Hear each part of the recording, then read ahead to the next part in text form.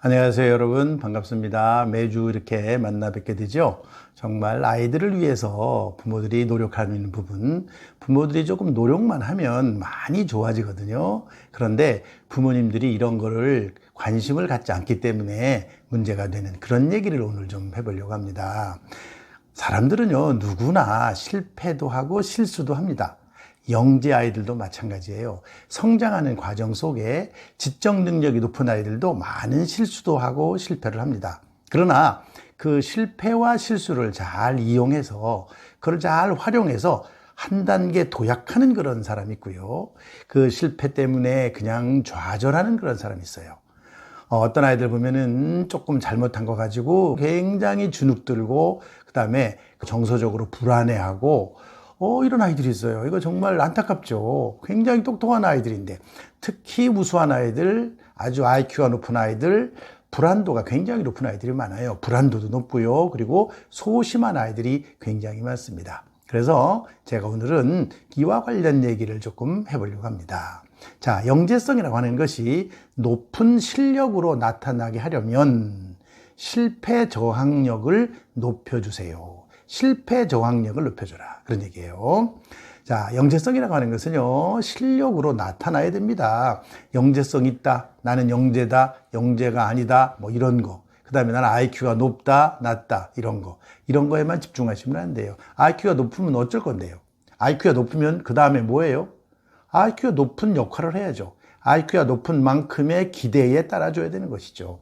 IQ 높은 아이들이 학교에서 공부 못하면 차라리 의미가 없는 거예요. IQ 높은 게 의미가 없어요. IQ 높다는 거는요, 쉽게 말하면 지적 능력이 높다는 뜻이에요. 지적 능력이라고 하는 것은 학교의 학습하고 밀접한 관련이 돼 있어요. 그렇기 때문에 이 학교의 학습을 잘 할 수 있던 그런 능력이 있다는 것이죠. 그런데 한두 번의 실패를 통해 가지고 그냥 좌절해 버리는 거죠. 나는 안 돼. 나는 못해. 어떤 아이는요, 자기가 잘할 것 같지 않으면 회피해요.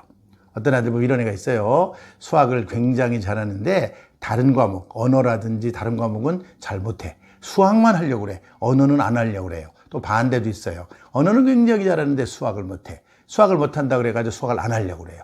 이러면 안 되죠. 이렇게 되면은 사실은 반쪽밖에 안 되는 거죠. 우리가 우수한 아이들을 이런 것을 고쳐줘야 되기 때문에 이런 고쳐주는 활동을 부모님들이 좀 아셔야 된다. 그런 얘기예요. 이런 말 있잖아요. 끝날 때까지는 끝난 게 아니다. 이게 무슨 말이에요? 진짜로 끝날 때까지 끝까지 해봐야 된다. 그런 말이죠. 그런 정신이 있어야 돼요. 그런 정신이 영재들에게 있어야 바로 정말 큰 업적, 사회적으로 가치가 있는 것. 우리가 영재라는 게 뭐예요? 아주 기대하는 게 있잖아요. 뭐 일단 공부도 잘하고, 그 다음에 좋은 대학에 진학하는 것, 이런 것들이 전부 다 영재하고 관련이 있어요. 그래서 오늘 제가 세 가지로 압축해서 말씀을 한번 드려볼게요. 자, 첫째는요, 영재들의 실패에 대한 공포가 너무 높다라는 겁니다. 실패에 대한 공포가 너무 높아요. 영재 아이들 보면요, 칭찬을 많이 받고 커서 그런지 모르지만 정말 잘하는 거는 아주 잘한다, 잘한다, 잘한다 하면은 잘해요. 잘하는데 조금만 못하는 거가 나타나고 조금 다른 사람으로부터 못한다 소리를 듣거나 이러면 그냥 무너지는 거예요.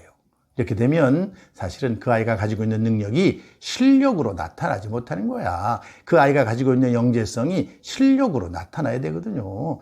그런 거가 안 되면 무슨 의미가 있겠어요? 영재성의 의미가 없는 거예요. 그래서 이 실패를 좀 하더라도 그거를 딛고 일어나게 만들어 줘야 되는 거예요. 그래서 아주 나쁜 사이클이 뭔 줄 아세요? 실패하면은 공포. 실패라고 하는 거, 내가 잘못하는 거, 공포. 그 다음에 좌절. 그 다음에 용기 상실. 이런 거예요.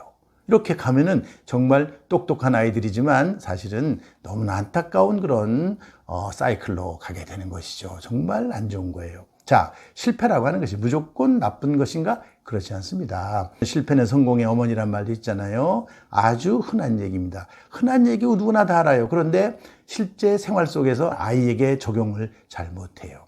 실패를 해도 자, 어떻게 하면은 이거를 딛고 나가는 거를 가르쳐 주는 게 부모들의 역할입니다. 그래서 이 영재 아이들이 가지고 있는 실패에 대한 공포가 너무 높다는 거, 이거 고쳐줄 필요가 있어요. 특히 우리나라 환경을 보면요. 학교도 그래요, 학교도.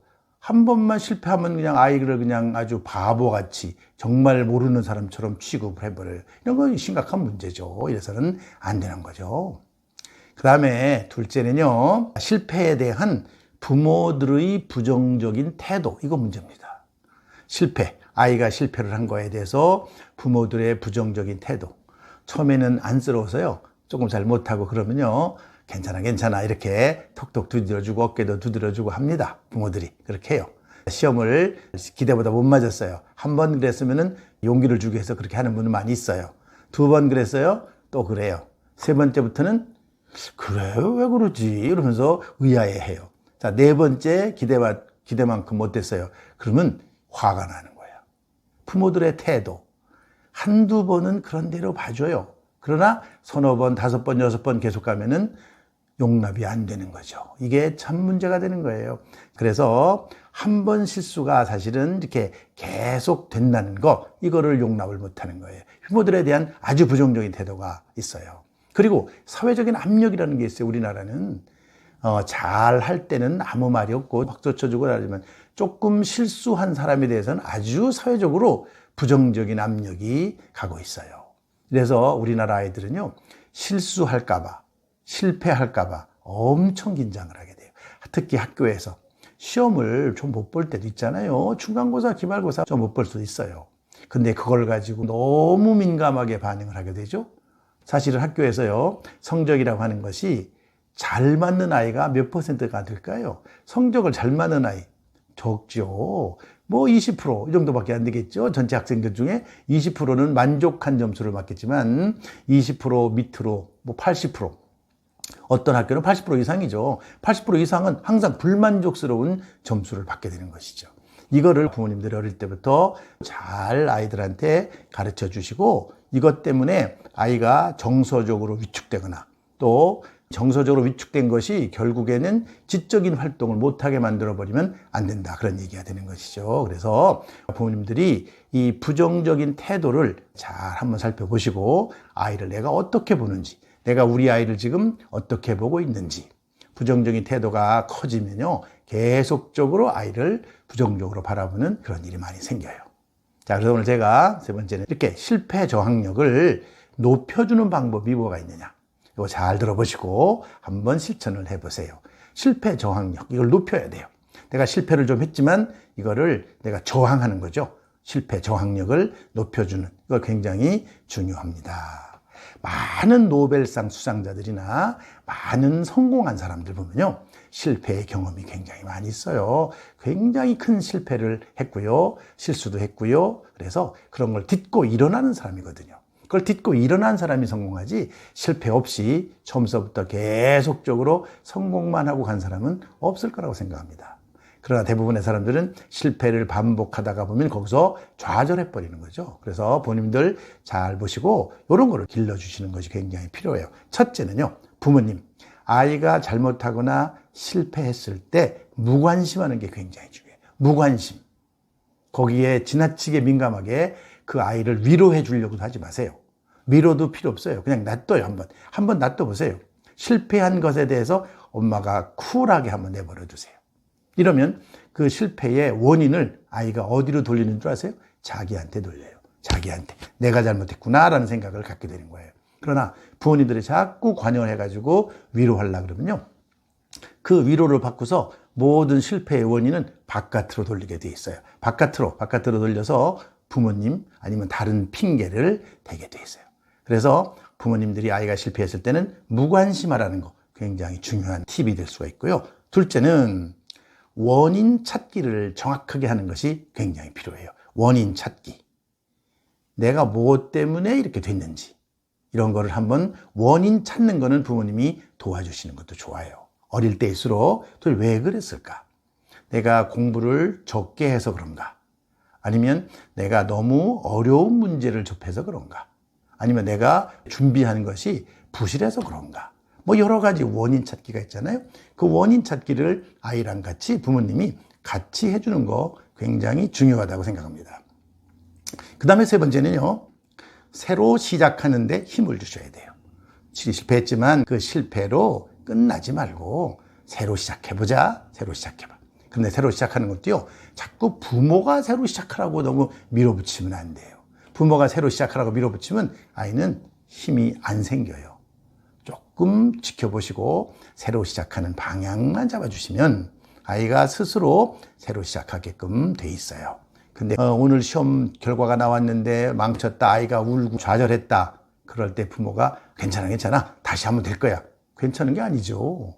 괜찮은 게 아니에요. 실패한 원인이 분명히 있는 것이고, 그리고 실패를 스스로 통감을 해야 돼. 내가 잘못했구나, 뭔가를 잘못했구나. 그 원인을 자꾸 나한테 돌리게 만들어야지, 그 원인을 바깥으로 돌리게 만들면 안 된다, 그런 얘기예요.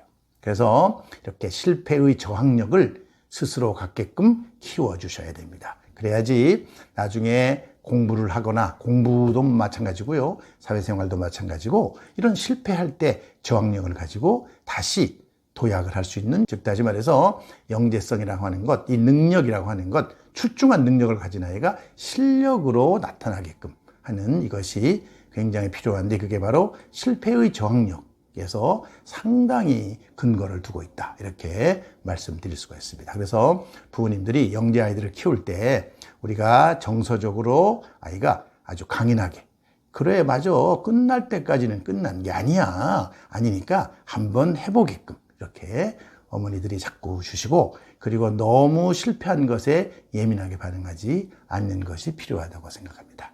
그래서 부모님들이 늘 이런 것들을 세심하게 관찰을 하면서 아이를 키워주시면 능력 있는 아이들이 그 능력이 실력으로 나타날 수 있을 거라고 생각합니다. 오늘은 여기까지 하겠습니다. 감사합니다.